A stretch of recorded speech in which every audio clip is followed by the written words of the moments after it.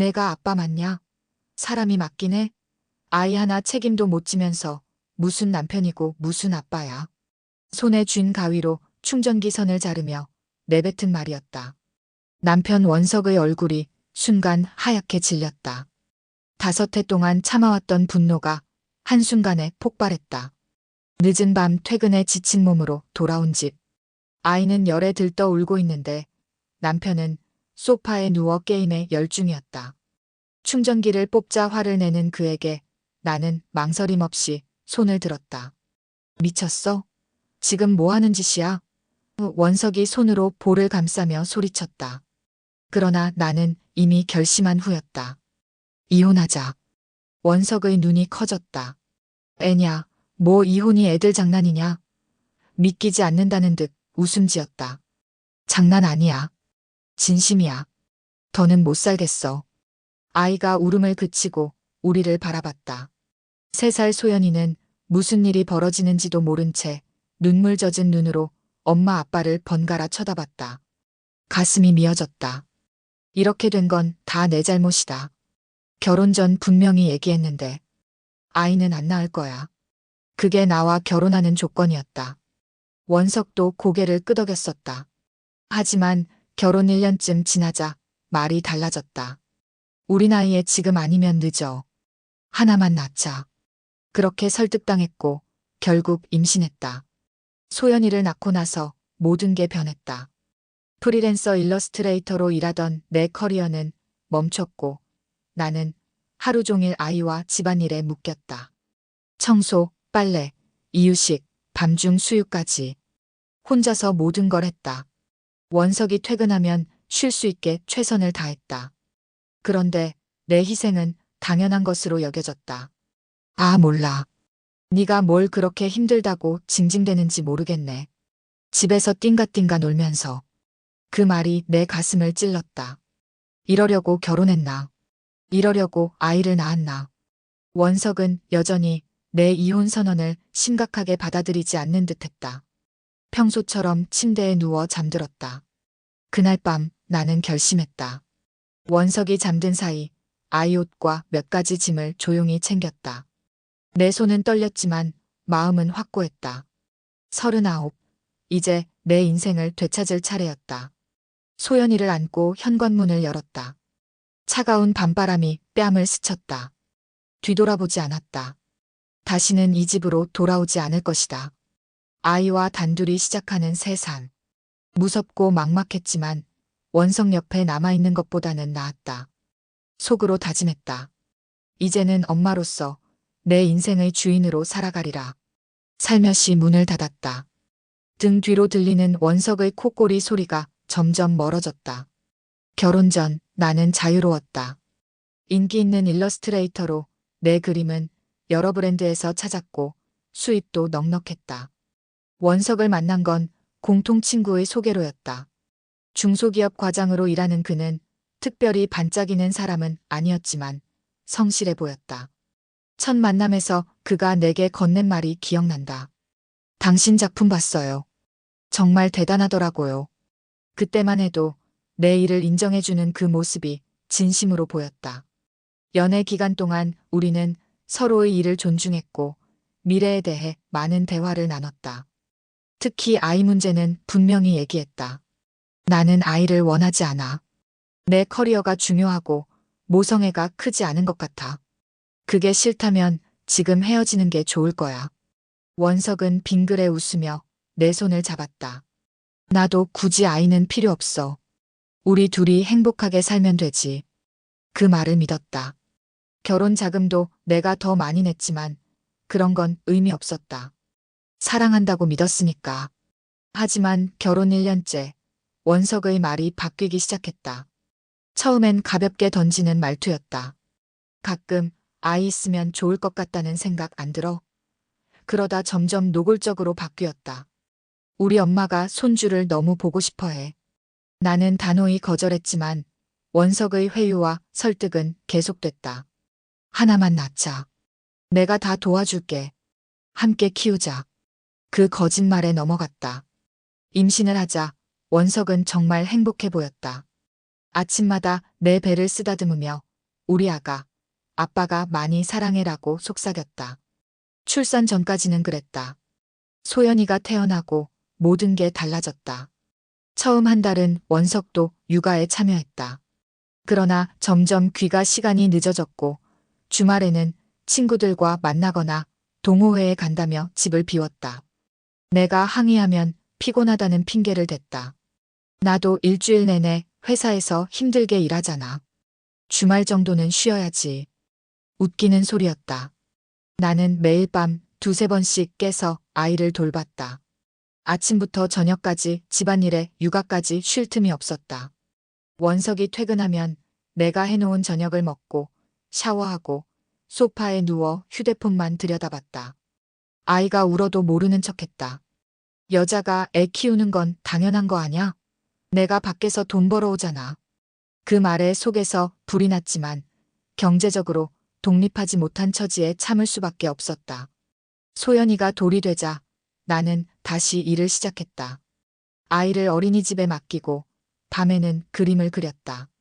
다행히 내 경력 덕에 일이 금방 잡혔고 유명 브랜드와의 협업까지 성사됐다. 수입도 점점 늘어 원석보다 많아졌다. 그런데도 원석의 태도는 변하지 않았다. 프리랜서도 일이라고? 그냥 그림 몇 장 그리는 거잖아. 나는 늦게 퇴근해도 집안일과 육아는 여전히 내 몫이었다. 그렇게 쌓인 분노가 폭발한 날 나는 아이와 함께 집을 나섰다. 원석에게 알리지 않고 친구 집에 머물렀다. 다음 날부터 시작된 원석의 문자 폭탄. 처음엔 화난 메시지였다가 점점 달라졌다. 어디 있는 거야? 얼른 돌아와. 소연이는 어떻게 된 거야? 당장 데려와. 미안해. 내가 잘못했어. 제발 돌아와줘. 그리고 마지막엔 하트 이모티콘 하나. 정말 어이가 없었다. 그 이모티콘 하나로 지난 5회를 덮을 수 있다고 생각했을까? 손에 쥔 휴대폰을 내려다봤다. 화면 속에는 원석이 보낸 메시지들이 가득했다. 손가락으로 천천히 차단 버튼을 눌렀다. 이제 더는 돌아갈 수 없다. 시어머니에게 전화가 왔다. 집을 나온 지 3일째 되는 날이었다. 화면에 시어머니라는 글자가 반짝이는 것을 보며 잠시 주저했다. 항상 나를 아껴주셨던 분이라 미안함이 컸다. 깊은 숨을 내쉬고 전화를 받았다. 승아야. 시어머니의 목소리가 떨렸다. 집에 와 있지 않다고 해서. 무슨 일 있니? 숨이 막혔다. 무슨 말부터 해야 할지 몰랐다. 그동안 원석의 모습을 시어머니께 한 번도 말한 적 없었다. 좋은 아들, 좋은 남편의 이미지만 보여드렸으니까. 어머니, 죄송합니다. 하지만 더는 원석이랑 살 수 없을 것 같아요. 전화기 너머로 흐느끼는 소리가 들렸다. 내가 아들을 잘못 키웠구나. 원석이가 다 말해줬어. 얼마나 너한테 무심했는지. 놀라웠다. 원석이 자신의 잘못을 인정한 건가? 그런데 이런 반성이 몇 번째인지 모른다. 매번 그럴싸한 말로 사과하고는 며칠 만에 원래대로 돌아갔다. 어머니 소연이가 태어나고 나서 5년 동안 저 혼자 키웠어요. 원석이는 한 번도 제대로 된 아빠 노릇을 한 적이 없었어요. 목소리가 떨렸다. 이런 말을 시어머니께 하는 것이 예의가 아니란 걸 알지만 더는 참을 수 없었다. 내가 다 알아. 우리 원석이가 얼마나 철없는지. 하지만 승아야, 한 번만 더 기회를 줄 수 없겠니? 사람이 그렇게 쉽게 바뀌진 않지만. 어머니, 단호하게 말을 끊었다. 저도 처음엔 원석이가 바뀔 거라 믿었어요. 하지만 기회를 줄 때마다 배신당했어요. 이젠 지쳤어요. 침묵이 흘렀다. 시어머니의 한숨 소리가 전화기 너머로 들려왔다. 그래. 내 마음 이해한다. 하지만 소연이는 가끔 볼 수 있게 해주면 안 될까? 할머니가 손녀 보고 싶어서 그래. 그 말에 마음이 아팠다. 시어머니께 죄는 없었다. 당연하죠, 어머니. 소연이는 언제든지 만나실 수 있어요. 단지 원석이만 아니라면요. 전화를 끊고 한참을 울었다.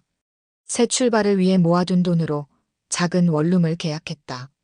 소연이와 살기엔 비좁았지만 당장은 그것만으로도 충분했다. 원석의 카톡 메시지는 여전히 왔다. 시간이 지날수록 그의 태도가 달라졌다. 미안해. 내가 다 잘못했어. 돌아와줘. 제발 한 번만 더 기회를 줘. 내가 정말 변할게. 소연이가 보고 싶어. 아빠가 많이 사랑한다고 전해줘. 코웃음이 나왔다.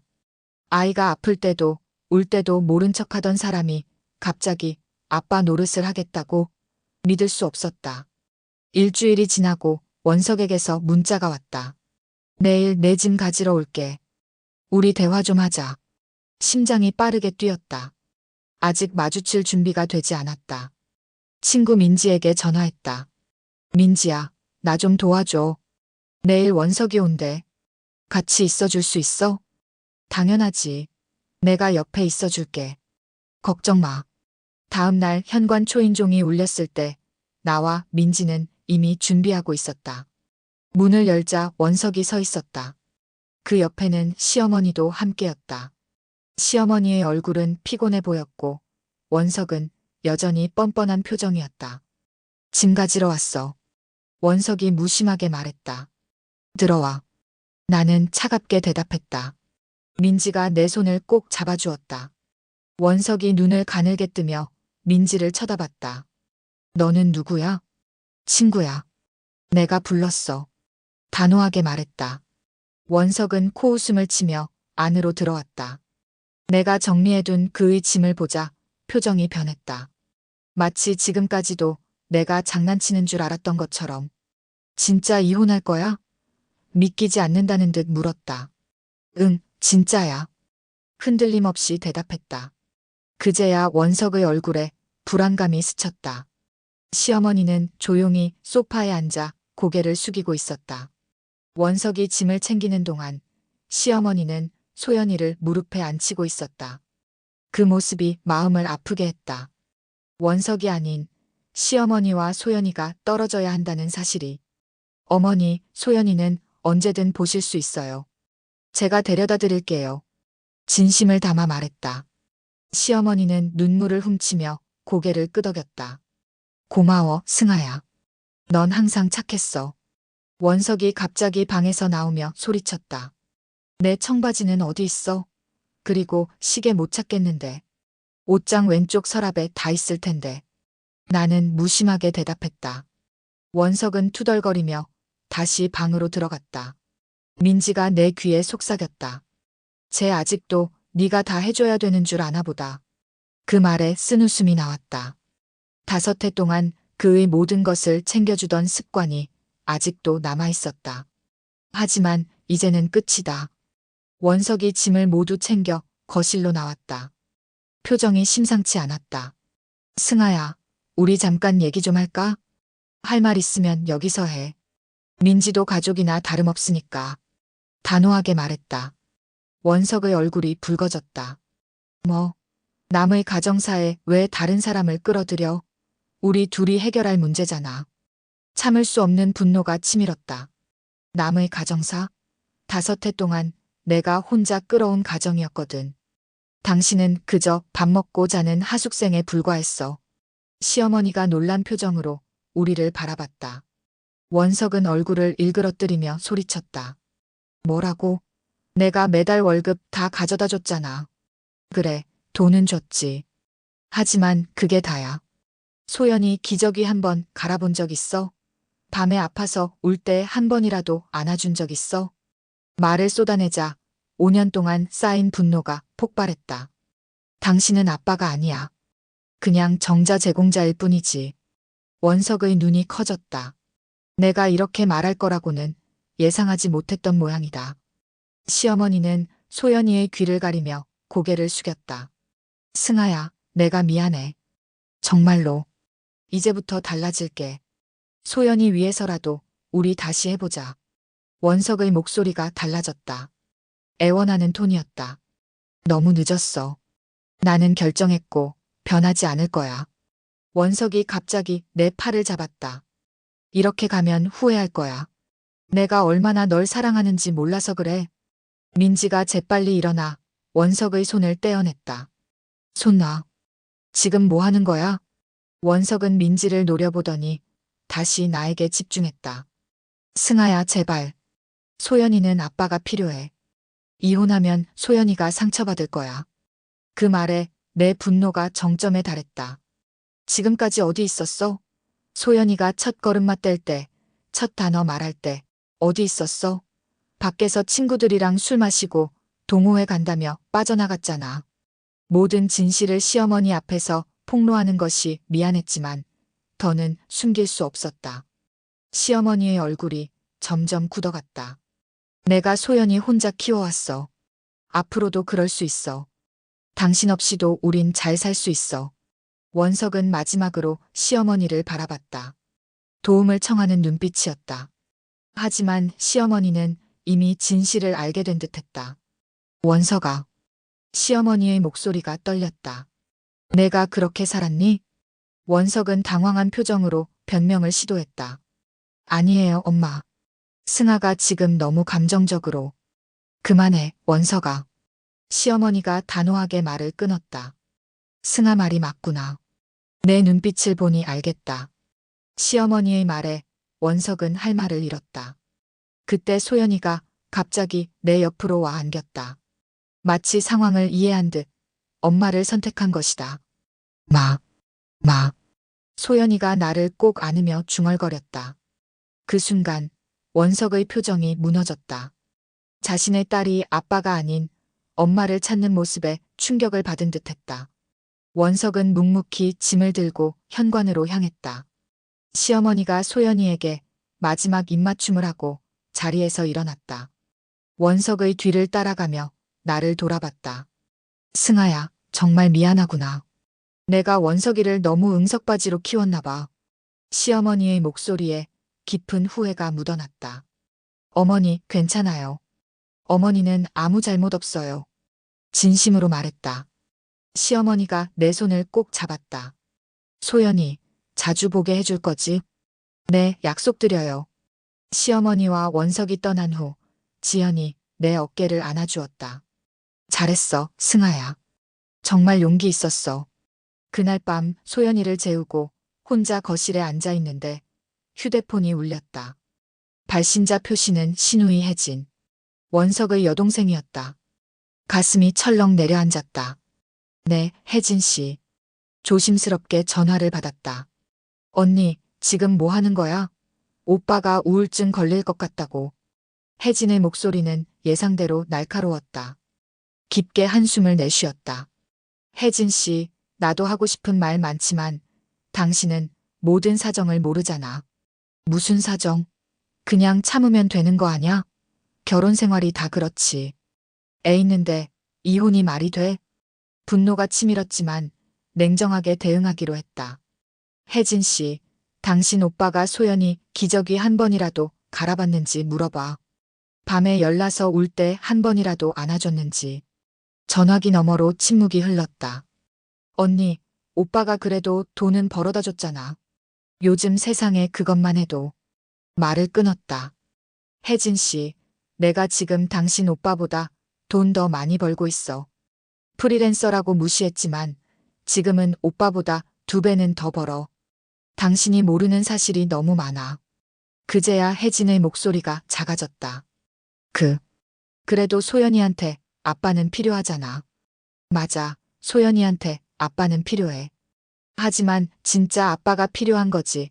그냥 이름만 아빠인 사람은 필요 없어. 지연이 내게 물 한 잔을 건네며 용기를 북돋았다. 나는 계속 말을 이었다. 혜진 씨, 솔직히 말할게. 소연이는 아빠를 보면 울어. 왜 그런지 알아? 낯설어서야. 5살 딸이 아빠를 낯설어 한다는 게 얼마나 슬픈 일인지 생각해봐. 혜진은 말을 잃었다. 그저 작은 한숨 소리만 들려왔다. 미안해, 언니. 나도 모르는 게 많았나 봐. 전화를 끊고 소파에 몸을 기댔다. 잠시 후 휴대폰에 문자가 왔다. 원석이었다. 내일 점심에 만나자. 이혼 서류 준비했으니까. 놀라움과 안도감이 동시에 밀려왔다. 이렇게 쉽게 받아들일 줄은 몰랐다. 시어머니와 시누이의 태도, 변화가 영향을 미쳤을까? 다음 날 약속한 카페에 도착하자 원석이 이미 와 있었다. 그의 앞에는 서류 봉투가 놓여 있었다. 왔네. 원석이 무표정하게 말했다. 응. 의자에 앉으며 대답했다. 원석은 망설이다 입을 열었다. 어머니가 많이 실망하셨어. 나도 안타까워. 하지만 어머니는 이해하셨잖아. 원석이 고개를 저었다. 아니, 내 말은 나한테 실망하셨다고. 어젯밤 내내 울면서 내 얘기를 하셨어. 예상치 못한 말에 가슴이 아팠다. 시어머니는 늘 좋은 분이셨다. 미안해하지 마. 내 잘못이니까. 원석이 서류를 밀어주며 말했다. 여기 서명해. 소연이 양육권은 너한테 주겠어. 순간 말문이 막혔다. 원석의 태도가 완전히 달라져 있었다. 서류를 앞에 두고 원석을 바라봤다. 그의 표정은 읽기 어려웠다. 분노도 슬픔도 아닌 묘한 체념이 느껴졌다. 갑자기 왜 이렇게 순순히 응하는 거야? 의심스러워 물었다. 원석은 잠시 커피잔을 만지작거리더니 입을 열었다. 어머니가 모든 걸 말해주셨어. 내가 얼마나 형편없는 남편이자 아빠였는지. 믿기지 않는 말이었다. 원석이 자신의 잘못을 인정하는 모습은 처음 봤다. 어머니가 그러시더라. 내가 아버지처럼 되었구나라고. 원석의 목소리가 떨렸다. 우리 아버지. 기억나?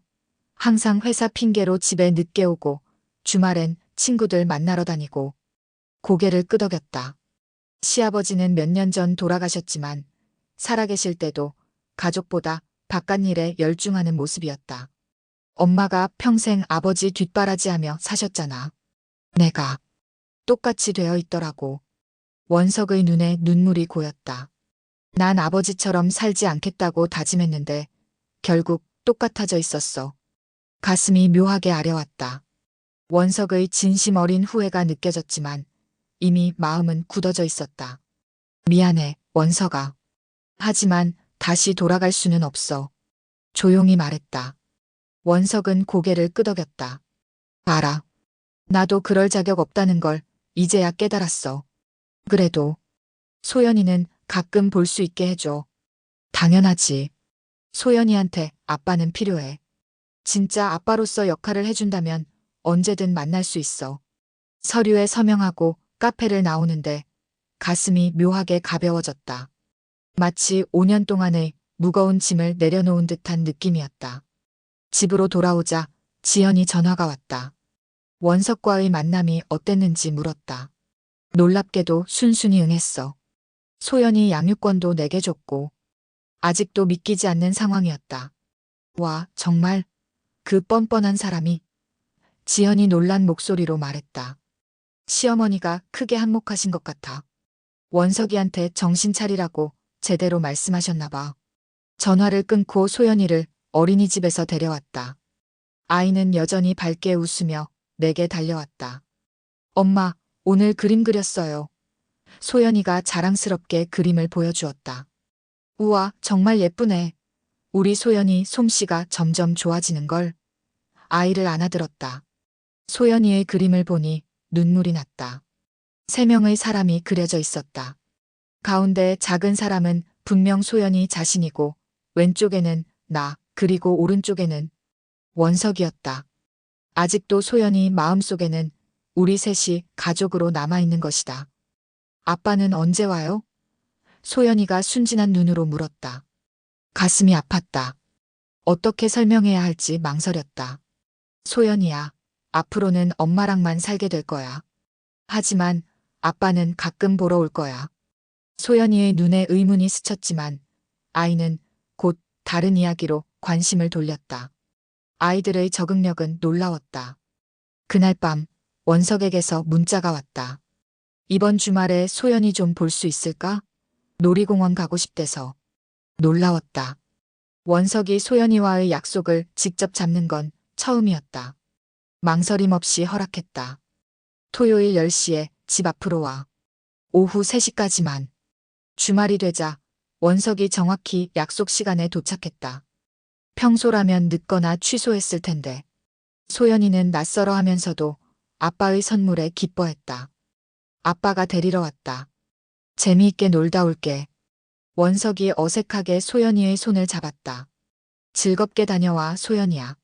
아빠 말씀 잘 들어. 문 앞에서 배웅하며 말했다. 원석과 소연이가 떠난 뒤 조용한 집에 혼자 남았다. 이상한 감정이 밀려왔다. 후회는 없었지만 새로운 시작에 대한 두려움은 있었다. 휴대폰을 열어 지연에게 메시지를 보냈다. 혼자 있으니 좀 이상해. 시간 되면 차라도 한잔 할래? 지연이 카페에서 나를 기다리고 있었다. 오랜 친구인 그녀는 내 고민을 누구보다 잘 알았다. 소연이와 원석이 놀이공원에 간 사이 우리는 오랜만에 편안한 대화를 나눴다. 어떤 기분이야? 자유로워. 지연이 커피잔을 들며 물었다. 자유롭다기보다 묘하게 공허해. 솔직하게 답했다. 5해 동안 가슴속에 담아둔 분노를 다 쏟아내니까 이제 채울 게 없는 느낌이야. 지연이 고개를 끄덕였다. 그럴 수 있지. 하지만 이제 너의 인생을 내가 선택할 수 있어. 그게 가장 중요한 거 아니겠어? 창밖으로 시선을 돌렸다. 봄날의 햇살이 거리를 비추고 있었다. 문득 이런 평화로운 순간을 즐길 여유조차 없었던 지난 시간들이 떠올랐다. 그동안 나 자신을 완전히 잃어버렸던 것 같아. 원석의 아내로 소연이의 엄마로만 살았지. 내가 누구인지 잊었어. 마음 깊은 곳에서 올라오는 감정을 토로했다. 지연이 내 손을 꼭 잡았다. 이제 다시 찾을 시간이야. 내가 알던 열정 넘치던 승아를. 대화 도중 휴대폰이 울렸다. 브랜드 콜라보레이션 제안이었다. 일러스트레이터로서 내 이름이 점점 알려지고 있었다. 이메일을 확인하자 눈이 커졌다. 와, 이게 정말? 놀라움을 감추지 못했다. 뭔데? 지연이 궁금해했다. 내가 좋아하는 패션 브랜드에서 콜라보 제안이 왔어. 내 그림으로 티셔츠 라인을 만들고 싶대. 지연의 눈이 반짝였다. 진짜? 대박이잖아. 이건 축하해야 해. 기쁨에 들떠 있는데 또 다른 전화가 왔다. 원석이었다. 승아야, 소연이가 열이 좀 있는 것 같아. 놀이공원에서 갑자기 피곤하다고. 원석의 목소리에 당혹감이 묻어났다. 긴장이 확 풀렸다. 지금 어디야? 당장 데려와. 롯데월드 앞이야. 지금 택시 타려고. 서둘러 집으로 향했다. 도착하니 원석이 소연이를 안고 기다리고 있었다. 아이의 얼굴은 상기되어 있었고 원석의 표정은 당황스러움과 죄책감이 뒤섞여 있었다. 미안해. 갑자기 이렇게 됐어. 내가 아이스크림 사줬는데 그게 안 좋았나. 원석이 어색하게 변명했다. 소연이를 받아들었다. 괜찮아. 아이들은 원래 갑자기 아플 수 있어. 원석이 잠시 망설이더니 물었다. 내가 뭐 도울 일 있을까? 그 물음에 순간 복잡한 감정이 밀려왔다. 전에는 아이가 아파도 모른 척하던 사람이 이제야 도움을 청하다니. 해열제 좀 사와 줄래? 약국 아직 열었을 거야. 짧게 대답했다. 원석이 서둘러 나가는 동안 나는 소연이를 안고 방으로 들어갔다. 옷을 갈아입히고 물수건으로 이마를 닦아주었다. 평소라면 이 모든 걸 혼자 했을 테지만 오늘은 달랐다. 얼마 후 원석이 약을 들고 돌아왔다. 그는 소연이 옆에 조심스레 앉아 이마에 손을 얹어보았다. 많이 뜨거운가? 걱정스러운 목소리로 물었다. 38도 정도. 너무 걱정하지 마. 소아과 의사가 그러는데 아이들은 열이 빨리 오르고 빨리 내린대. 원석이 고개를 끄덕였다. 그러고는 주머니에서 작은 인형을 꺼냈다. 놀이공원에서 소연이가 갖고 싶어 했어. 소연이가 미소 지으며 인형을 받았다. 고마워요, 아빠. 그 말에 원석의 눈에 눈물이 고였다. 아마도 소연이가 아빠라고 부른 것이 오랜만이었을 것이다. 난 이제 가볼게. 소연이 빨리 나았으면 좋겠다. 원석이 일어서며 말했다. 현관문 앞에서 잠시 머뭇거리던 원석이 입을 열었다. 승아야, 난 정말 형편없는 아빠였지? 그의 눈에 진심이 담겨 있었다. 이제 알았어. 내가 얼마나 힘들었을지. 그냥 미안하다는 말밖에 할 수 없네. 늦었지만 이제라도 깨달았으니 다행이야. 소연이한테는 계속 좋은 아빠가 되어줘. 담담하게 대답했다. 원석이 떠난 후 소연이 옆에 누워 그 작은 손을 잡았다. 아이는 약 기운에 골아떨어져 있었다. 그 모습을 보며 생각했다.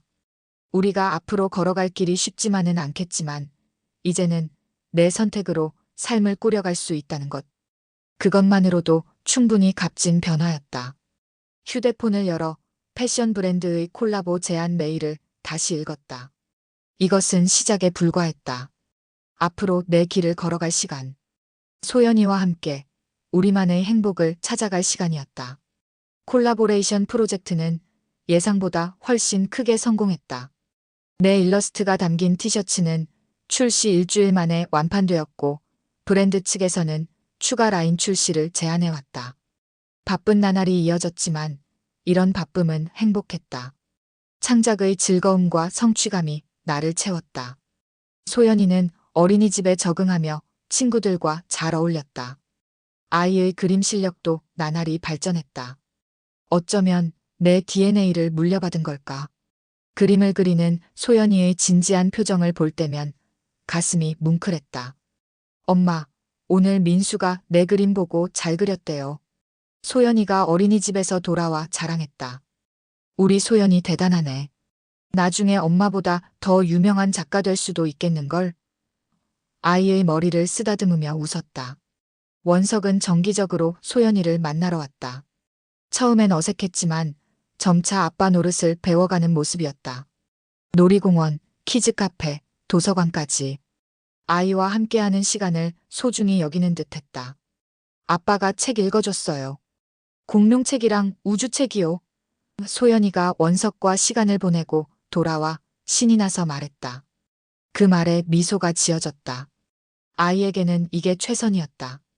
한 지붕 아래 불행한 부모와 사는 것보다 떨어져 살더라도 행복한 부모를 갖는 편이 낫다고 믿었다. 그렇게 석 달이 흘렀다. 어느 날 저녁 작업실에서 마감을 앞둔 일러스트를 그리고 있을 때 전화가 왔다. 발신자는 원석 어머니였다. 승아야, 잘 지내니? 시어머니의 따뜻한 목소리가 전화기에서 흘러나왔다. 네, 어머니. 덕분에요. 어머니는 건강하세요? 그럼 잘 지내지. 소연이는 어때? 많이 컸니? 네, 어린이집에서 친구들도 많이 사귀고 그림도 정말 잘 그려요. 어머니 닮아서 손재주가 좋은가 봐요. 시어머니의 웃음소리가 들렸다. 그래, 우리 소연이가 그렇게 컸구나. 이번 주말에 할머니 집에 놀러 올래? 내가 소연이 좋아하는 떡볶이 해줄게. 망설임 없이 수락했다.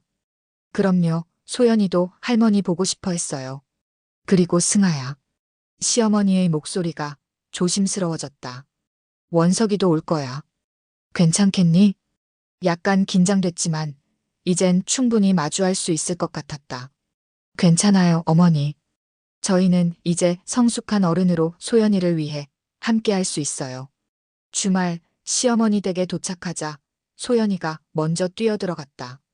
할머니, 시어머니는 손녀를 반갑게 끌어안았다. 거실에는 원석이 이미 와 있었다. 어색한 인사를 나누고 자리에 앉았다. 시어머니가 준비한 음식들이 테이블 위에 가득했다. 자, 얼른 먹자. 소연이 좋아하는 떡볶이 특별히 만들었어. 시어머니가 음식을 나르며 말했다. 식사하는 동안 대화는 자연스럽게 흘러갔다. 소연이의 어린이집 이야기, 내 작업 이야기, 원석의 회사 소식까지 마치 평범한 가족 모임 같았다. 식사 후 시어머니가 소연이를 데리고 정원으로 나갔다. 소연이야, 할머니가 새로 심은 꽃 좀 보자. 거실에 나와 원석만 남게 되었다. 잠시 어색한 침묵이 흘렀다. 승아야, 원석이 조심스럽게 입을 열었다. 내가 얼마나 잘하고 있는지 보니까 정말 대단하다는 생각이 들어. 소연이도 밝게 키우고 일도 성공하고. 고마워. 너도 요즘 많이 달라진 것 같아. 소연이랑 시간 보내는 거 보면. 원석이 미소 지었다. 사실 상담도 받고 있어. 내가 왜 그렇게 아버지를 닮아갔는지 이해하려고. 소연이한테 좋은 아빠가 되고 싶어서. 그 말에 가슴 한켠이 따뜻해졌다. 원석의 변화는 진심으로 보였다. 그거 정말 잘한 선택인 것 같아.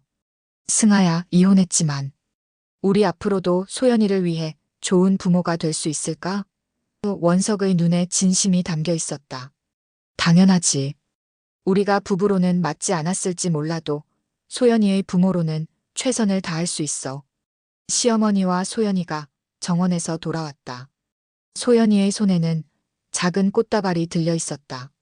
엄마, 이거 할머니랑 같이 꺾었어요. 소연이가 꽃다발을 내밀었다. 그 순간 문득 깨달았다. 비록 내가 원하던 완벽한 가족의 모습은 아닐지라도 우리는 각자의 방식으로 행복을 찾아가고 있었다. 깨진 가정이 아니라 새롭게 재구성된 가족. 소연이에게 이것이 최선의 선택이었음을 확신했다. 집으로 돌아오는 길 소연이가 물었다.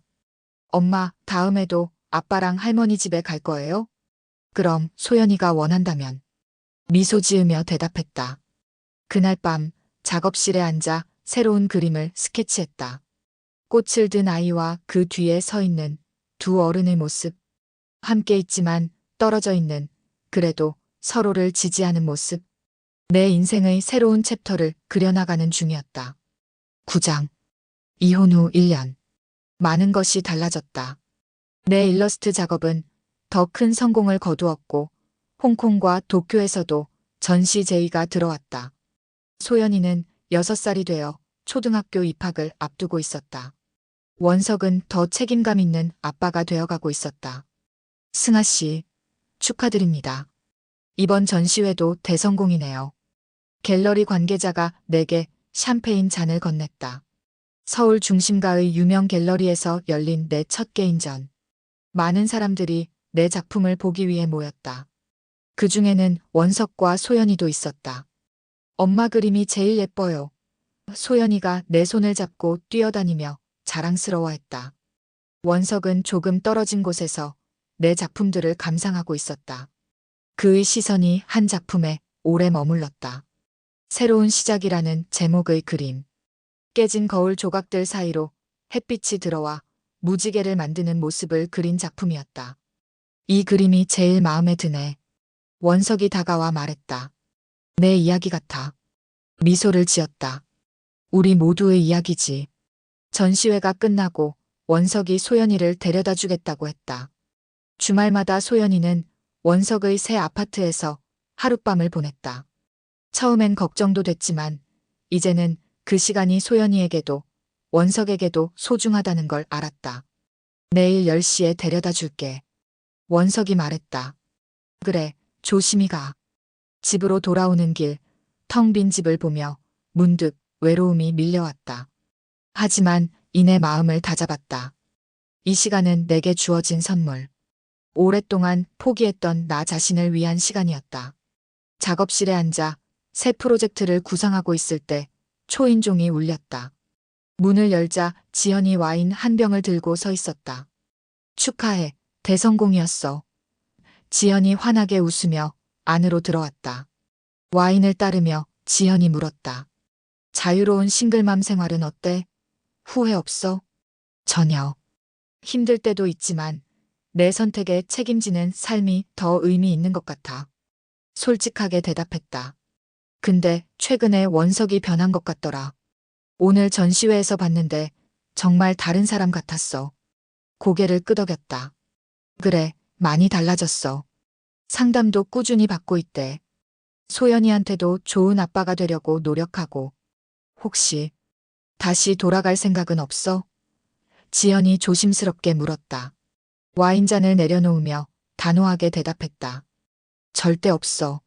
우리는 부모로서는 잘 지내고 있지만 부부로는 맞지 않아. 그건 변하지 않았어. 사실 얼마 전 원석에게서 그런 제안을 받은 적이 있었다. 소연이를 데려다 주러 왔을 때였다. 승아야, 우리 다시 시작해 볼 수 없을까? 내가 정말 많이 바뀌었어. 소연이도 온전한 가정을 가졌으면 좋겠고. 그때 내 대답은 확고했다. 원석아, 내가 변한 건 알아. 고맙게 생각해. 하지만 우리는 이미 서로에게 너무 큰 상처를 줬어. 돌아간다고 해서 그 상처가 치유되진 않아. 지금처럼 서로 존중하며 소연이의 부모로 지내는 게 최선이야. 원석은 실망했지만 이해했다. 그 후로도 우리는 소연이를 위해 좋은 관계를 유지했다. 지연과의 대화를 마치고 혼자 남자 노트북을 열어 이메일을 확인했다.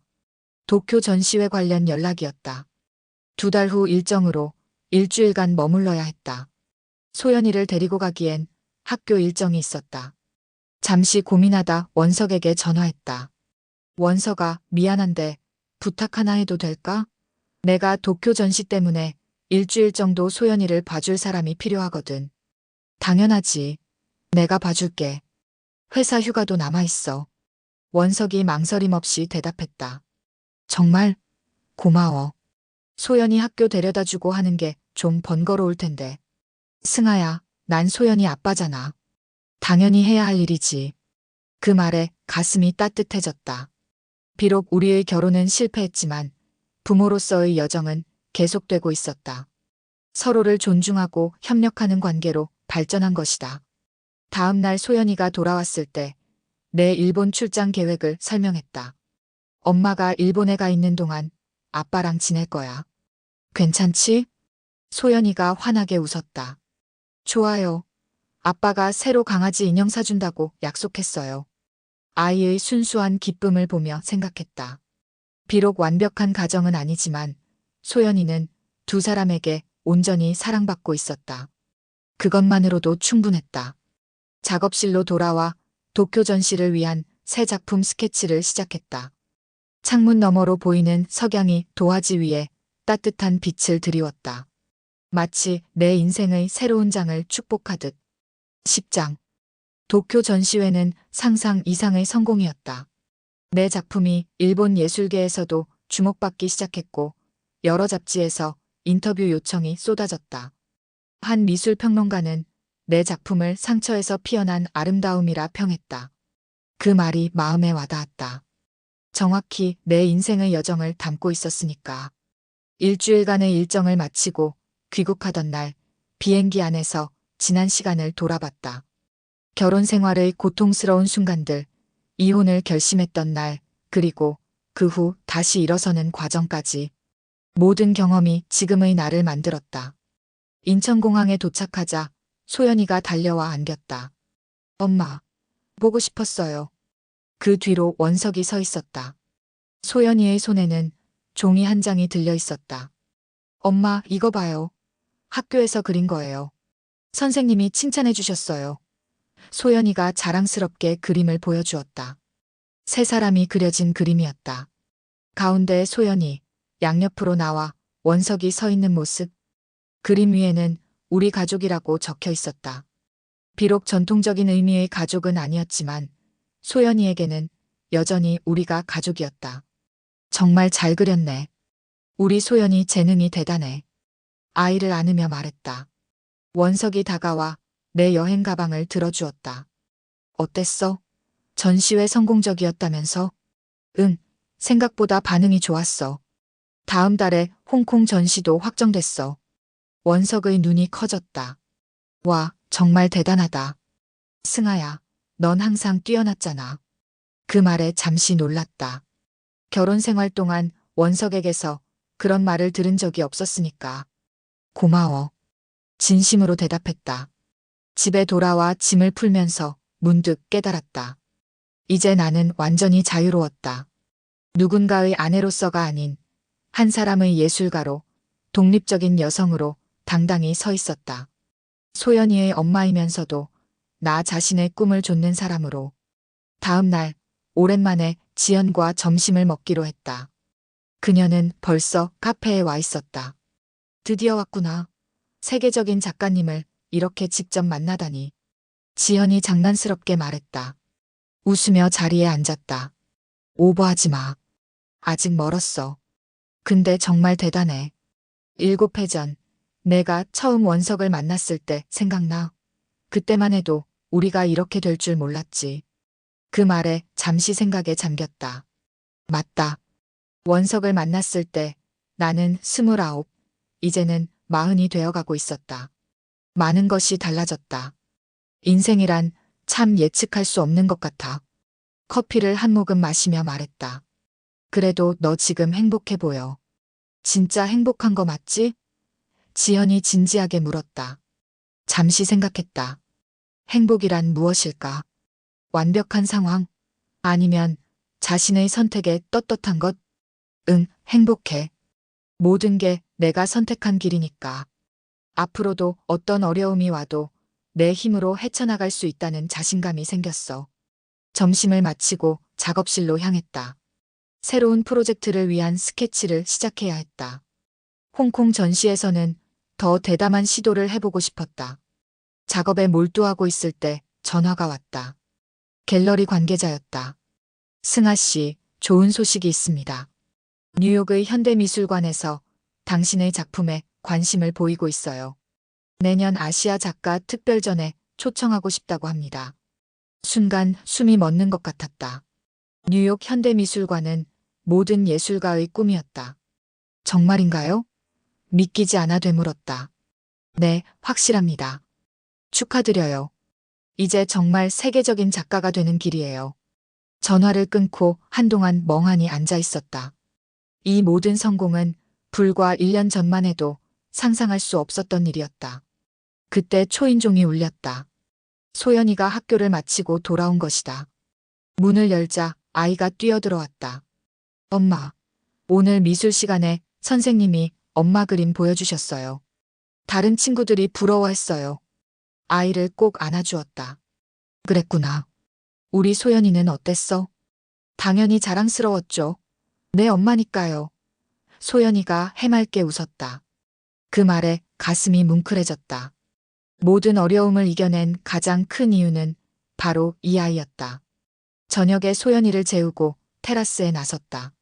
서울의 밤하늘은 빌딩 불빛으로 가득했다. 마치 내 앞날처럼 빛나고 있었다. 휴대폰으로 뉴욕 현대미술관 소식을 원석에게 문자로 알렸다. 금세 축하 전화가 왔다. 축하해, 승아야. 정말 대단해. 소연이한테도 자랑스런 엄마야. 고마워. 내가 소연이 잘 돌봐줘서 내가 작업에 집중할 수 있었어. 원석이 잠시 망설이더니 말했다. 사실 나도 좋은 소식이 있어. 승진했어. 이제 부장이 됐어. 와, 축하해. 열심히 해서 마땅한 결과야. 진심으로 축하했다. 전화를 끊고 다시 밤하늘을 바라봤다. 우리는 각자의 길에서 성장하고 있었다. 비록 부부로는 실패했지만 인생의 다른 영역에서는 성공을 이루고 있었다. 무엇보다 소연이에게 좋은 부모가 되어가고 있었다. 작업실로 돌아와 캔버스 앞에 섰다. 새로운 작품을 시작할 시간이었다.